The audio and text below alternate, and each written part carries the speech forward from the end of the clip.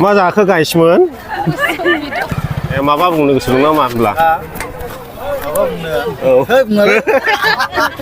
हाबनो मोनथ'आ होनदों हनै हाबहैदों गिर्जा गवाब्ला हाबनो मोनानो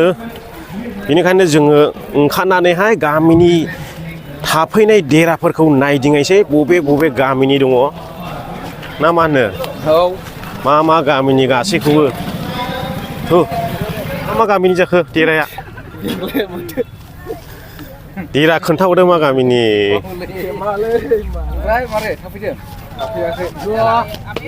ओंखाम संगासिनो दाउ बेदर मा गामिनि आनन्द ए मा गामिनि मादैमोन हा सालगुरि बै सालगुरि ना बे ओरैनो दे मा गामिनि खोन्थाहरद' मा गामिनि खोन्थाद' हा मा गामि होनदों एदेनबारि बबे एदेनबारि बे ओरैहायने ए हौरै हादानथिं दे बाब संगासिनो दं नै मा गामिनि जाखो माथो ओरै सोंथेजोबनोसो लामा गैया नामा ए जों हाबजायो नै ओरै हाबलांनायसै नै लाब्रा संगासिनो नै बाब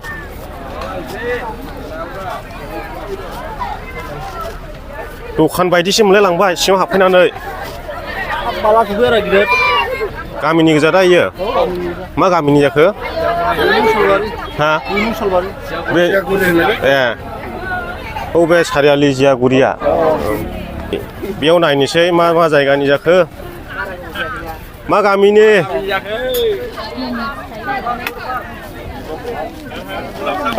मा गामि ओइ गामि सोंबा बायदों जों मा गामिनि मा गामिनि सापागुरि मबे सापागुरि ए बैयो दे जालागासिनो बिसिनाबो सोरबा जाबाय सोरबा जिरायदों मा गामिनि जाखो बुंनाया थाइजौबारि बैयो सारियालि खाथिनि नामा बिथांमोन थाइजौबारि गामिनि जाहैबाय एबा सालागासिनो दं नै मा गामिनि सारमोन सालबारि बै सालबारि दे संलागासिनो ओंखाम जाखांबाय नामा मा गामिनि सारमोन जांसिबारि बै आमथेखा जांसिबारि बबे ए बै दांसिबारिसो दांसिबारि आयौ स्राय संबाय नै गोथावनो मोनजोबमा दङ नै दाउ बेदरबो संगासिनो दंबावसोनो सिथो सङा दे ओंखाम हटेला नैसिना स्रायनो बेंथल गामिनि हटेला नै दखान होनाय सिस्टेम नुनो लांबाय बिथांमोना बेंथल गामिनि जाहैदों मा गामिनि मादैमोन मा गामिनि जाखो हा अन्थाइबारि बै अन्थाइबारि दे बेंथल अन्थाइबारिनि जाखांलाबाय ओमफ्राय नै खेबखादों दे ए माबा बुंनो गोसो दं नामा होनब्ला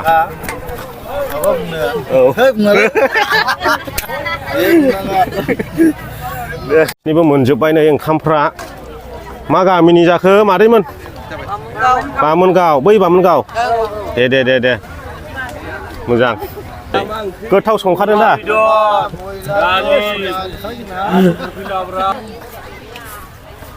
मा गामिनि सारमोन रानि सुन्द्रि बै रानि सुन्द्रि ए बैयो दे बेनो जाहैबाय देराया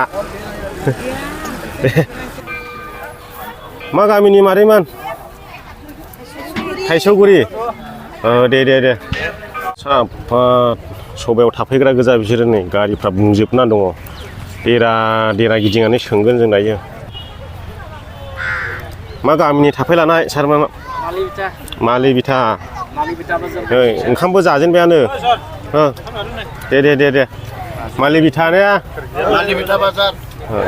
बाजार हैजेननांगौ मालि बिथा ए मालि बिथा बाजार दिन्थिनांगोनब्ला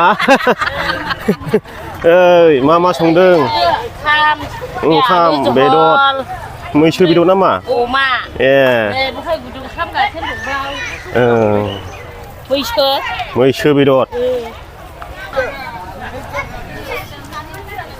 दा थामिन जानानै फैला मा गामिनि ओरैमोन नोंसिना मौरिया बबे बै खैला मैला मौरिया नामा ए दे सिख्लाफोरखौ खेबलांनांगौ एसे ए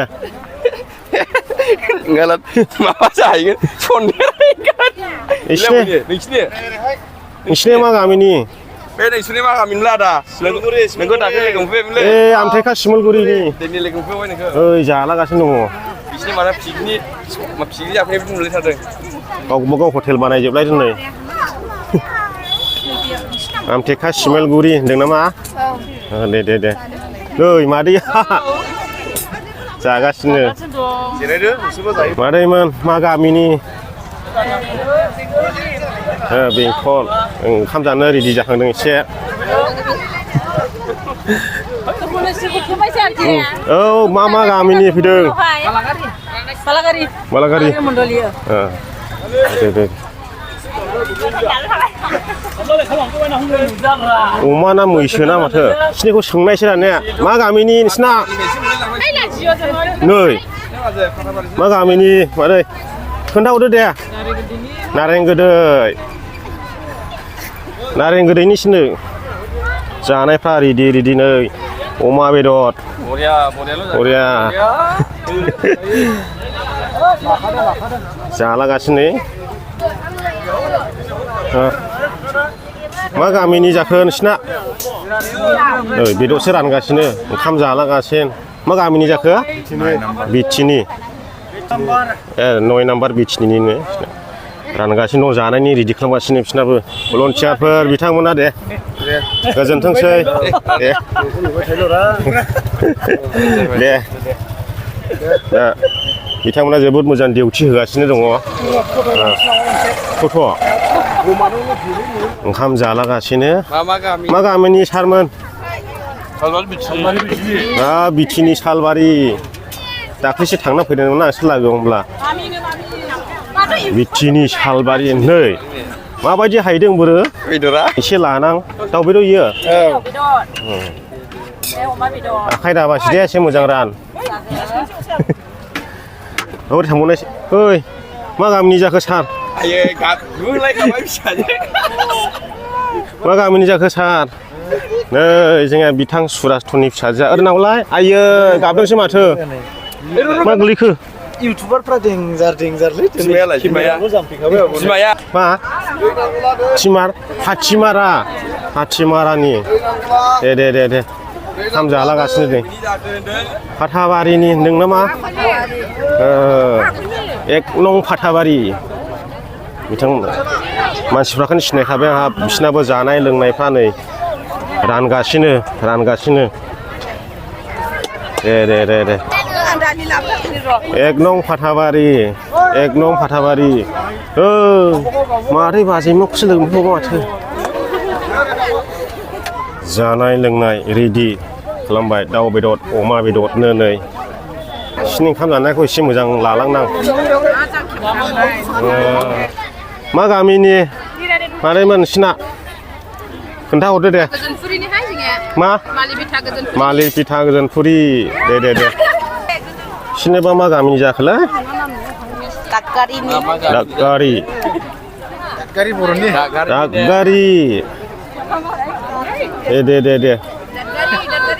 दे मिथिबाय जानायफ्रा रेडि नै खोन्थाहरदो मा गामिनि एसे 8 नाम्बार बिथिनि मा माने बेबो दागगारि दे दागगारिनिनो बेबो नोंसिनिलाय मा गामि जमुनागुरि आमथेखा जमुनागुरि दा दे जादों सारमोनब्ला दे राजपारा बै आमगुरि राजपारा आमगुरि राजपारानिनो नोंसिना जागासिनो दङ नै बेदर रानगासिनो नै मा गामिनि आदै 7 नम्बर बिथिनि ओंखाम जागासिनो दङ मा ओंख्रि जाखो मा ओंख्रि जाखो दैखरगुरि आमथेखा दैखरगुरि आमथेखा दैखरगुरि बेयावनिखौलाय मानसिफ्राखौनो सिनायहरखाबाय आं फुकफाथाबारिनि जों लागोनि गोजासो हाफ्फा जानायफ्रा रेडि दाउ बेदर अमा बेदरनो बाथाबारि दे बिसोरना मा गामिनि जाखो सोंनांसिगोन परबतजरा बै परबतजरा खैलामेला दे खैलामेला परबतजरानि मा गामिनि जाखो बिसोरना नै दासो बेदर गोदागासिनो बेदरबो रानगासिनो मा गामिनि जाखो उसिगुरि आमथेखानि दे बेंगालुरुनि सफैलायबायनो औ ओरैनो ओंखाम जागासिनो मा गामिनि जाखो नोंसिनिया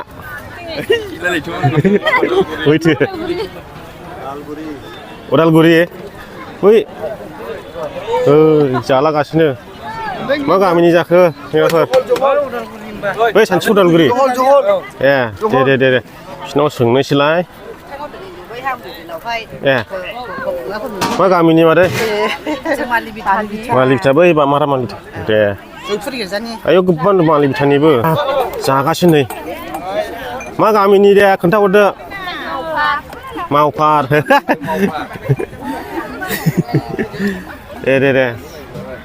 जोंनि साइडनि गोजासो नै मानसिफ्राखौनो सिनायहां मोनजोबखाबाय आं बिसिनाबो जागासिनो मा गामिनि मादैमोन मा गामिनि जैथुनपारा ने हाख्रानि सोनाबनाया दे मा गामिनि जाखो 4 नम्बर सेरफांगुरि बेंटल 4 नम्बर सेरफांगुरि दे बिसोरना मा गामि जाखो आदैमोन मामारानिसो माथो सिनायनायखौनो लोगो मोनखाबाय दे गाइसमोन लायनानैहाय मा जाखो गाइसमोन आमथेखा खुंगुरिनि बिसिना देराया बा बरफिटार दे गिदिंजोबनो हानाय नंले रायजोफोर गोलोमसावजोब्बायनो खाथिया गोलोमदै गजोब्बाय बिखुंफ्रा ने थालिर नायखेना सावबाय दा नायखेबाबो आंहा सिनायनानै रायज्लायदेगासिनो दङ